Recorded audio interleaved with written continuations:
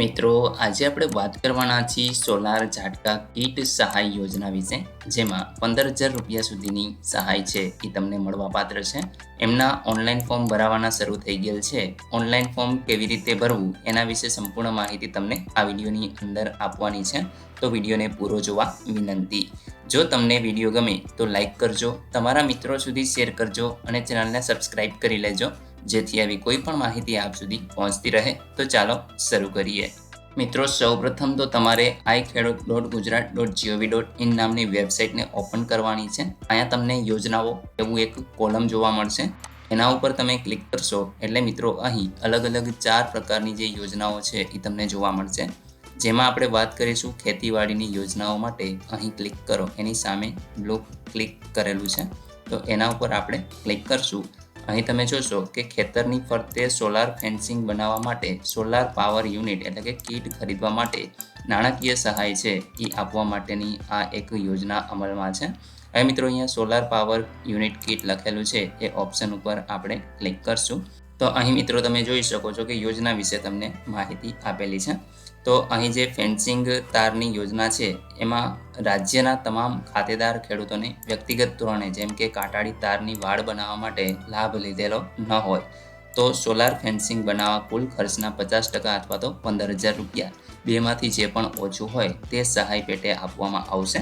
Solar power unit free કિટમાં energiser, solar panel, battery, earthing system, hooter એટલે કે alarm module, stand નીચે મુજબના ધારાધોરણ પ્રમાણે ફરજિયાતપણે ખરીદી કરી અને અરજી છે એ તમારે કરવાની રહેશે. અહીં મિત્રો એનર્જાઇઝર આઈએસ તમે જોઈ શકો છો, આ મોડેલ નંબર આપેલા છે અને એના વિશે થોડીક સર્ટિફિકેટ વિશે પણ માહિતી આપેલી છે. તો એ તમે વાંચી અને ત્યાર પછી છે એ તમારે ખરીદી કરી લેવાની રહેશે અને ત્યાર પછી તમારે આમાં અરજી છે એ કરવાની રહેશે. તો અહીં મિત્રો રાજ્યના જે 24-25નો સંભવિત લક્ષ્યાંક છે એ 33,000થી જેટલા જે ખેડૂતો છે એમને અહીંયા લાભ આપવાનો છે. અને મિત્રો આ તમને દર 10 વર્ષે છે એ લાભ મળવાપાત્ર છે. અહીંયા આપણે અરજી કરવા માટે તમારે કયા કયા ડોક્યુમેન્ટની જરૂર પડશે તો અહીં તમે જોઈ શકો છો કે સાધન ઓજારની જે ખરીદી કરેલી હોય એનું એક બિલ માત્ર તમારે આપવાનું છે, એટલે મિત્રો તમને તમારી સહાય છે એ મળી જશે. તો આટલું એક ડોક્યુમેન્ટ છે અને બાકી અરજી કરવા માટે 5/12/2024 થી 18/12/2024 સુધી તમે ઓનલાઈન અરજી કરી શકશો. અરજી કરવા અહીંયા લખેલું છે અરજી કરો, આ ઓપ્શન ઉપર તમારે ક્લિક કરવાનું છે એટલે અરજી કરવા વિશેની સૂચના તમે અહીંયા જોઈ શકો છો. અને ત્યાર પછી મિત્રો આ ઘટકમાં ખરીદી બાદ જ તમારે અરજી છે એ કરવાની થાય છે. આપે સાધન ઓજારો કરેલ છે તો તમારે અહીંયા કણે હાના ઓપ્શન ઉપર ક્લિક કરી દેવાનું છે.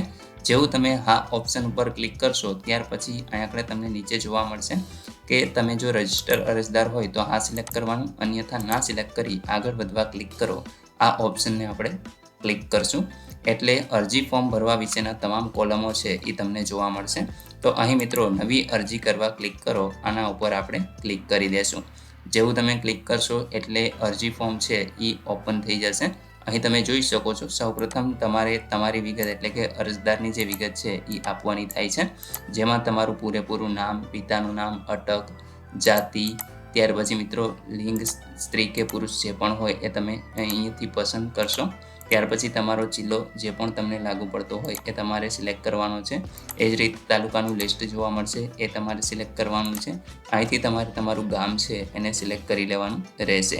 ત્યાર પછી મિત્રો તમારે પૂરેપૂરું સરનામું આપવાનું છે. પિનકોડ, નંબર, દિવ્યાંગ હો તો હા અન્યથા ના સિલેક્ટ કરવાનું છે. ઈમેલ આઈડી જો તમારી પાસે હોય તો આપી શકો છો. ત્યાર પછી ખેડૂતોના પ્રકારમાં તમારે જે પણ લાગુ પડતું હોય એ સિલેક્ટ કરવાનું છે. જેમ કે નાના ખેડૂત હોય તો એને 1 હેક્ટરથી 2 હેક્ટરની વચ્ચે જમીન હોય તો એ નાના ખેડૂતમાં આવશે. સીમાંત ખેડૂતની વાત કરીએ તો 1 હેક્ટર કે તેથી ઓછી જમીન હોય તો એ સીમાંત ખેડૂતમાં આવશે. અને મોટા ખેડૂતની વાત કરીએ તો 2 હેક્ટર અથવા તો તેનાથી વધુ જમીન હોય તો એ મોટા ખેડૂતની અંદર સમાવેશ કરવામાં આવે છે.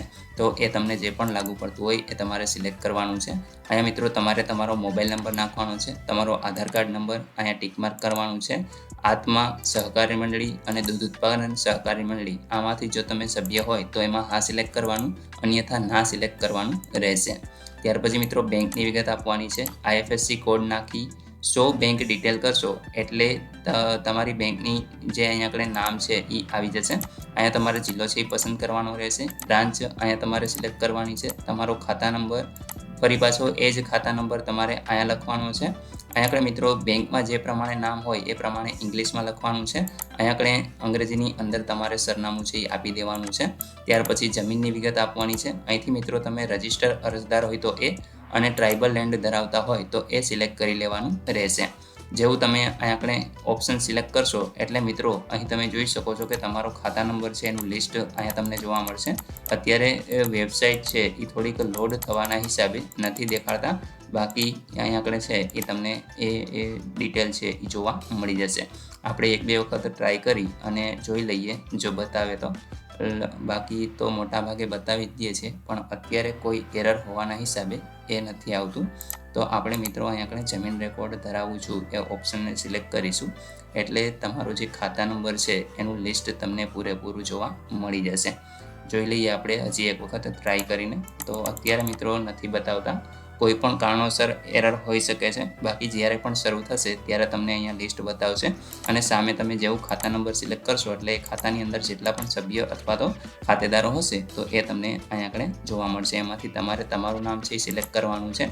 અહીંયા રેશન કાર્ડની વિગત તમારે આપવાની છે.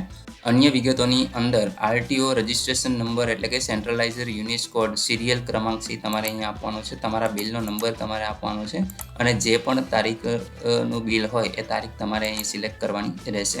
તો મિત્રો આ સોલાર પેનલ તમે ખરીદી લો ત્યાર પછી જ તમારે છે એ આ અરજી કરવાની છે. અહીંયા આગળ તમને જે કેપ્ચા કોડ જોવા મળે છે એ લખી અરજી સેવ કરોના ઓપ્શન ઉપર ક્લિક કરી દેવાનું રહેશે. એટલે મિત્રો તમને એક અરજી નંબર આપવામાં આવશે જેને તમારે સાચવીને રાખવાનો છે. ભવિષ્યમાં જ્યારે પણ તમારે અરજીની સ્થિતિ જોવી હોય તો એ નંબર ઉપરથી તમે જોઈ શકશો. મિત્રો ફરી પાછું તમારે હોમ પેજ ઉપર આવી અહીં તમે નીચે જશો તો તમને અરજી સ્ટેટસ તપાસવા અથવા તો રિપ્રિન્ટ લેવા માટે અહીં ક્લિક કરો એવો એક ઓપ્શન જોવા મળશે.